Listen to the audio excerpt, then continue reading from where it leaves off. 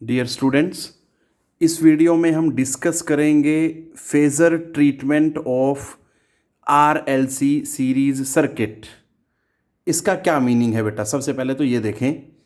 देखो, आर मतलब resistance, L मतलब इंडक्टेंस और सी मतलब capacitance. It means register, inductor और कैपेसिटर तीनों जो कंपोनेंट हैं वो सीरीज़ में होंगे। ठीक है बेटा? जब ये तीनों सीरीज़ में होंगे उस कंडीशन में इन तीनों का जो रिजल्टेंट ईएमएफ है उसका करंट के साथ कितना फेज डिफरेंस है वो हमने देखना है बेटा। एक खास बात और बताना चाहूँगा, मैंने जो 3 वीडियो इससे पहले बनाई हैं जिनका नाम था AC circuit containing resistance only and AC circuit containing inductance only, और तीसरी जो थी AC circuit containing capacitance only, उन तीनों में हमने ईएमएफ को रेफरेंस लिया था। उसके रिस्पेक्ट में करंट में वेरिएशन देखी थी, करंट का एंगल देखा था कि करंट कितना फेज एंगल से लीड करता है या लैग करता है फ्रॉम ईएमएफ बेटा। बट इसमें हमें क्या करना है, करंट को रेफरेंस लेना है और फिर हमें जो है उसके रिस्पेक्ट में तीनों का जो रिजल्टेंट ईएमएफ है उसकी वेरिएशन देखनी है बेटा।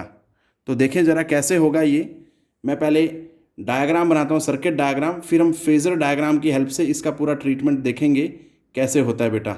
दैट्स वाई इस वीडियो में जो नाम लिखा गया है टॉपिक का, that is the phasor treatment, क्योंकि इसमें हम फेज़ डायग्राम बनाएंगे, उसकी हेल्प से बेटा समझेंगे इसको सारा।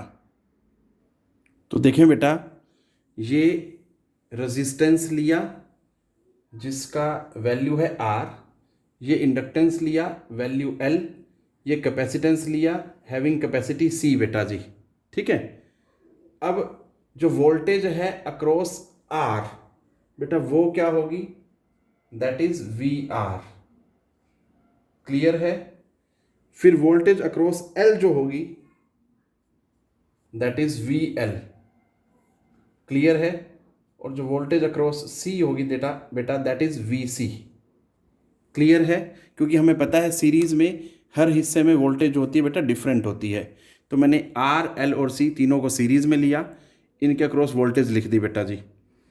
अब जरा ध्यान दें, हमने अकेले अकेला जब कंपोनेंट के लिए सर्किट पढ़े थे, एसी सर्किट, अकेला AC circuit with R only, AC circuit with inductance only या AC circuit with capacitance only जो पढ़े थे, उनमें हमने ईएमएफ को रेफरेंस लिया था बेटा। बट अब मैं यहाँ पे क्या कर रहा हूँ, करंट को रेफरेंस ले रहा हूँ और उसके रिस्पेक्ट में वोल्टेज कैसे वेरी कर रही थी या ईएमएफ जो था वो कैसे वेरी कर रहा था वो देखना है बेटा। तो देखो ज़रा, अगर मैं करंट को रेफरेंस ले लूँ बेटा जी, लो जी, ये करंट को रेफरेंस लिया मैंने आई, तो जब अकेला आर था तो हमने देखा था कि जो ईएमएफ और करंट है बेटा दे वर इन फेज, वो एक ही फेज में थे, फेज डिफरेंस 0 था।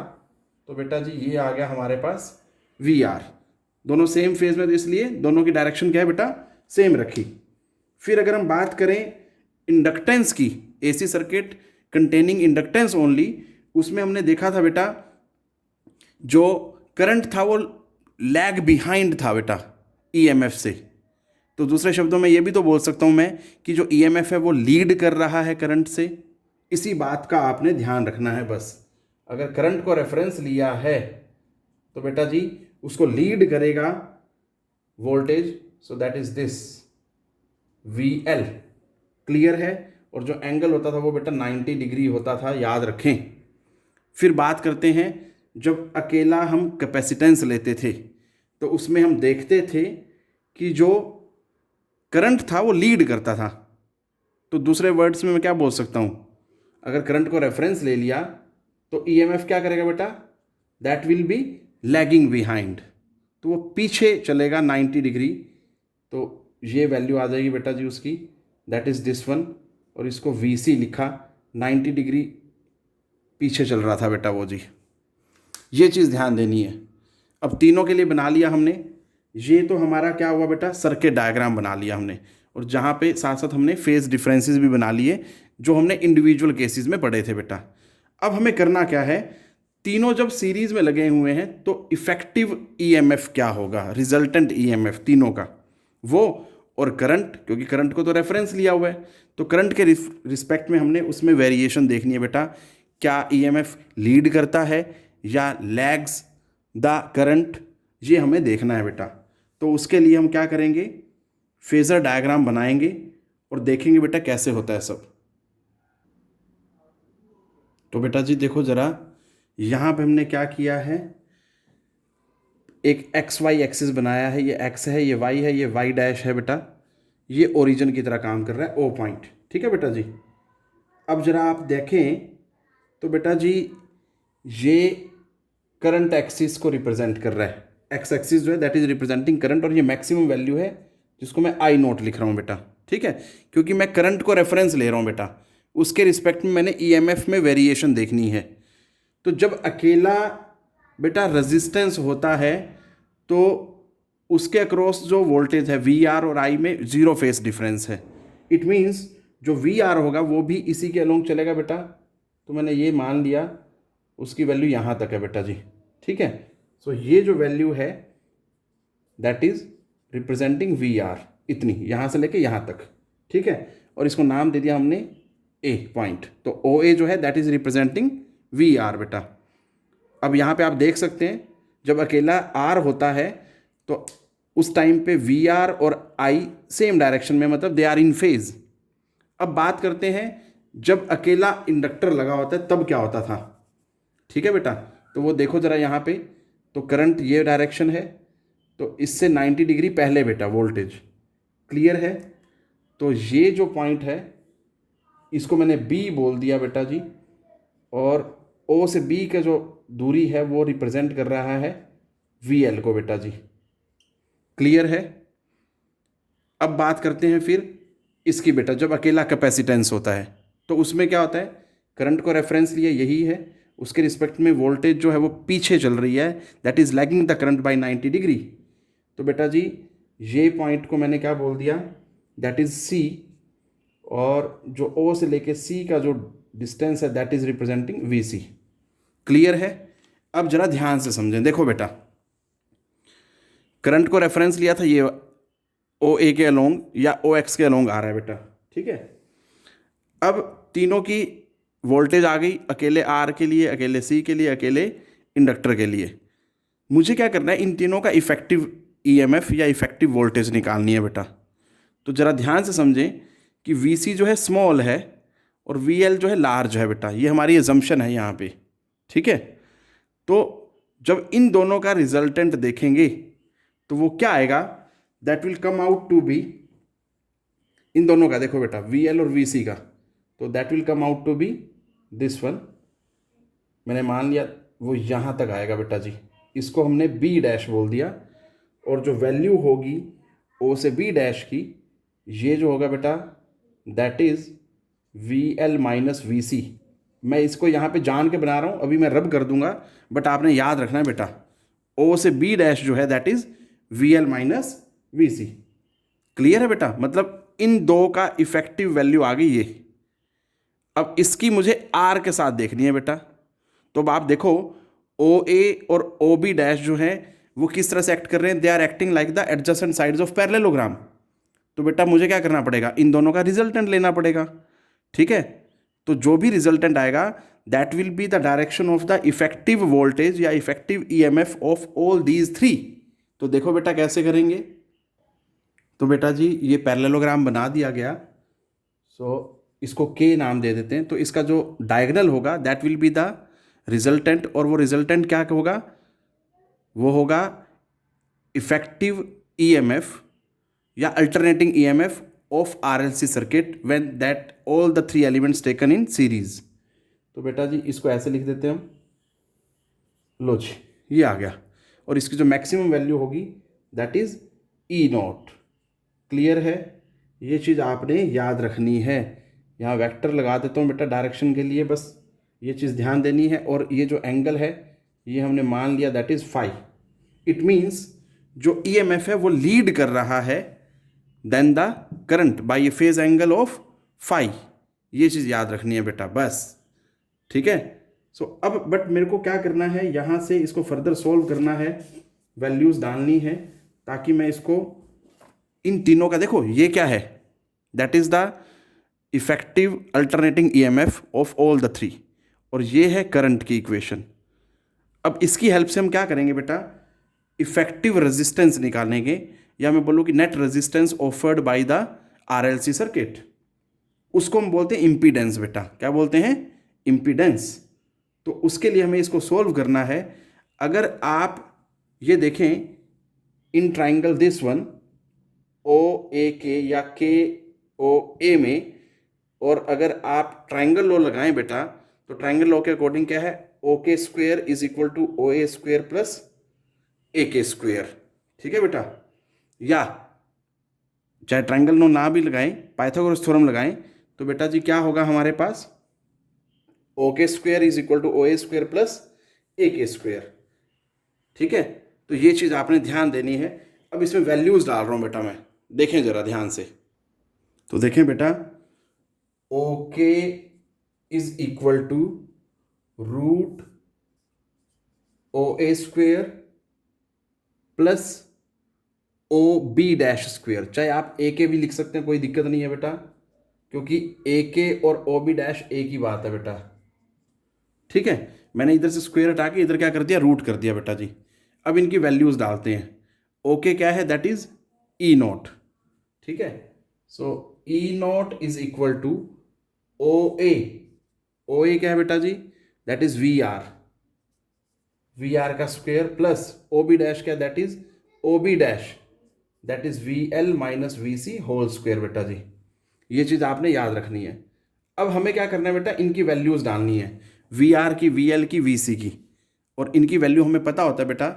जैसे वोल्टेज अक्रॉस आर है तो V is equal to I into R होता है, ऐसी वोल्टेज अक्रॉस एल या वोल्टेज अक्रॉस सी, बट हमें मैक्सिमम वोल्टेज की वैल्यू लिखनी है।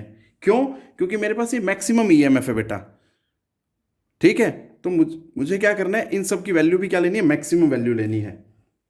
तो वो क्या आएगी, मैं यहां पे वैल्यूज डाल रहा हूं, E naught is equal to root, that is I naught R whole square, क्योंकि रेजिस्टेंस के क्रॉस है बेटा, V is equal to I into R पढ़ते हैं हम। ठीक है बेटा, इसी तरह से यहां पे I naught into XL minus I naught into X C whole square. ठीक है बेटा जी, एक्सएल होता है इंडक्टिव रिएक्टेंस, एक्स सी होता है कैपेसिटेटिव रिएक्टेंस। ठीक है, अब यहां से आई नॉट स्क्वेयर और इसमें से भी आई नॉट स्क्वेयर जब कॉमन लेंगे और रूट से बाहर आएगा तो सिंपली क्या हो जाएगा बेटा, आई नोट हो जाएगा। सो ये क्या हो जाएगा, E naught is equal to I naught root R square plus XL minus X C whole square बेटा जी। अब हमें क्या करना है, ज़रा ध्यान से देखना, ये आई नोट इधर मल्टीप्लाई हो रहा है, उधर जाके डिवाइड हो जाएगा, तो क्या बन जाएगा बेटा, देखें जरा यहाँ पे। सो बेटा जी, E naught by I naught is equal to root R square plus XL minus X C whole square बेटा जी। अब देखो ये है वोल्टेज मैक्सिमम, अल्टरनेटिंग ईएमएफ भी बोल सकता हूँ इसको मैं, और ये है मैक्सिमम करंट। अब वोल्टेज बाई करंट क्या होता है बेटा, रेजिस्टेंस। अब ये मैक्सिमम वोल्टेज और ये मैक्सिमम करंट है, इसका मतलब दोनों का रेशियो लूंगा तो वो क्या आएगा बेटा, that is the maximum resistance, या मैं सिंपली बोलूं that is the total effective resistance of RLC circuit. और इसी को क्या बोला जाता है बेटा, इम्पीडेंस बोला जाता है। और इफेक्टिव जो रेजिस्टेंस आता है तीनों का, उसको इम्पीडेंस को हम जेड से इंडिकेट करते हैं। It means E naught by I note will be replaced by Z. तो क्या आ जाएगा, देखते हैं बेटा।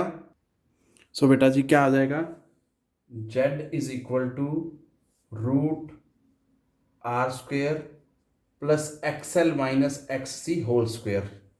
ये तो आ गया बेटा इम्पीडेंस, मतलब effective resistance offered by RLC circuit in series. ठीक है बेटा, अब बात करते हैं डायरेक्शन की, और हमें पता है डायरेक्शन कैसे निकालते हैं, टेंजेंट ऑफ एंगल से। आपने फेजर डायग्राम में देखा कि जो अल्टरनेटिंग ईएमएफ की डायरेक्शन है, रिजल्टेंट अल्टरनेटिंग ईएमएफ की, वो फाई एंगल से आगे चल रही है then the direction of current. Clear है? सो इसका मतलब जो ईएमएफ है वो लीड कर रहा है बेटा। टेंजेंट फाई अगर देखेंगे, क्योंकि डायरेक्शन हमेशा टेंजेंट से निकाली जाती है, तो टेंजेंट क्या है उस डायग्राम में, perpendicular by base, so that is a के डिवाइडेड बाई ओ ए। अब इनकी अगर वैल्यूज डालें बेटा तो ए के और ओ बी डैश दोनों क्या है, इक्वल है बेटा, सो आई कैन रिप्लेस ए के by O B dash and this is O A. दोनों की वैल्यूज अगर डालेंगे तो बेटा क्या है, ओ बी डैश क्या था, that is V L minus V C, और ये क्या था, that is V R. Value डाल देते हैं तीनों की। सो वी एल की क्या थी बेटा, maximum voltage across inductance, so that is this one minus I naught into X C, और ये क्या था बेटा, that is I naught into R. I naught numerator से भी कॉमन आ जाएगा और वो कैंसिल हो जाएगा with denominator, so tangent of phi is equal to क्या हो जाएगा, XL minus X C divided by R. Clear है बेटा। आप चाहें तो एंगल अगर निकालना चाहिए तो डायरेक्शन आ गई, अगर एंगल निकालना चाहें तो tangent inverse XL minus X C by R. ठीक है बेटा, यहाँ से हम निकाल सकते हैं। और जो अगर मुझे बोला जाए कि इक्वेशन क्या है अल्टरनेटिंग ईएमएफ की इन आरएलसी सर्किट, तो इक्वेशन क्या बनेगी बेटा, क्योंकि ईएमएफ जो है that is leading the current, so equation of EMF क्या आ जाएगी, that is E note sine omega T plus five, क्योंकि वो पहले आ रहा है बेटा। ठीक है जी, ये सारी चीज़ें यहाँ पे बताई गई हैं बेटा। अब यहाँ पे कुछ स्पेशल केसेस अराइज होते हैं बेटा, वो केसेस कौन कौन से हैं जरा ध्यान से देखें, और उसमें आप कंक्लूजन तभी आसानी से निकाल पाएंगे जब आपको ये रिजल्ट और ये रिजल्ट या ये दोनों हमें पता हो बेटा, only then we will be able to understand those special cases. तो देखते हैं बेटा क्या क्या हैं वो। बेटा 3 केसेस बनते हैं। तो सबसे पहला केस देखें ज़रा, वो कहता है अगर एक्स एल और एक्स सी बराबर हो जाएं, मतलब इंडक्टिव रिएक्टेंस और कैपेसिटेटिव रिएक्टेंस बराबर हो जाएं, तो बेटा देन टेंजेंट फाई क्या हो जाएगा बेटा, that will become equal to 0। ठीक है बेटा जी, और ये अगर इक्वल टू 0 हो गया तो फाई की वैल्यू क्या हो जाएगी, 0। मतलब E और I क्या हो जाएंगे बेटा, they will become in the same phase, मतलब फेज डिफरेंस क्या हो जाएगा, 0 हो जाएगा। आप इस चीज़ को फेजर डायग्राम में इमेजिन करें ज़रा, कि जो EMF की डायरेक्शन थी ये थी और करंट की डायरेक्शन ये थी बेटा, तो अगर एंगल 0 हो गया तो ये दोनों एक ही डायरेक्शन में आ जाएंगे, so phase difference will be 0। ठीक है बेटा जी, तो ऐसे सर्किट को हम क्या बोलते हैं, then AC circuit is called, ऐसे AC सर्किट को हम क्या बोलते हैं बेटा, नॉन इंडक्टिव। ठीक है बेटा जी, ये बात आपने याद रखनी है, उसको हम क्या बोलेंगे, नॉन इंडक्टिव सर्किट बेटा। ठीक है, बट ऐसा कब है, जब ये हो जाए XL is equal to XC। अब सेकंड पॉइंट की तरफ चलें अगर हम, तो बेटा जी वो कहता है अगर XL ग्रेटर देन XC हो जाए, when XL is greater than XC, तो आप सोचें जरा, तो उस सिचुएशन में टेंजेंट थीटा क्या हो जाएगा बेटा, पॉजिटिव हो जाएगा। ठीक है, टेंजेंट थीटा क्या हो जाएगा, पॉजिटिव हो जाएगा। सो इसलिए थीटा नहीं फाई, सॉरी, टेंजेंट फाई क्या हो जाएगा, पॉजिटिव। अब टेंजेंट फाई की वैल्यू पॉजिटिव होने का मतलब क्या है, फाई इज पॉजिटिव। क्लियर है बेटा, तो इसका मतलब ये हुआ, फाई पॉजिटिव आने का मतलब क्या, जो वोल्टेज है वो लीड करेगी करंट को by a phase angle phi. Voltage lead कर रही है करंट को बेटा जी इस कंडीशन में, इसका मतलब इंडक्टर जो है वो डोमिनेंस में है। तो ऐसे सर्किट को हम क्या बोलते हैं, इंडक्टेंस डोमिनेटेड सर्किट। ठीक है जी, इंडक्टेंस डोमिनेटेड सर्किट। क्लियर है बेटा। और थर्ड जो केस है, तीसरा कहता है व्हेन XL छोटा हो जाए XC से, तो बेटा जी टेंजेंट फाई की वैल्यू क्या हो जाएगी, नेगेटिव हो जाएगी। ठीक है, और उस सिचुएशन में फाई भी क्या हो जाएगा बेटा, नेगेटिव हो जाएगा। फाई नेगेटिव होने का मतलब क्या है, जो वोल्टेज है वो लैग्स बिहाइंड करेगी, that will B lagging behind the current. आप उस फेजर डायग्राम में इमेजिन कर सकते हैं, इन चीज़ों को समझ सकते हैं जो मैंने अभी बनाया था इससे पहले। ठीक है बेटा, तो अब एंगल तो नेगेटिव हो गया, तो वोल्टेज जो है that is lagging behind the current. और आप यहां से देख सकते हैं बेटा, एक्सएल छोटा है, एक्ससी बड़ा है, तो इसका मतलब कैपेसिटेंस जो है वो डोमिनेंस में है। तो ऐसे सर्किट को हम क्या बोलते हैं फिर? Capacitance dominated circuit. Capacitance dominated circuit. ठीक है बेटा जी, तो ये बातें आपने सभी ने याद रखनी हैं। That's it which I wanted to discuss in this video बेटा। टेक केयर, पढ़ते रहें,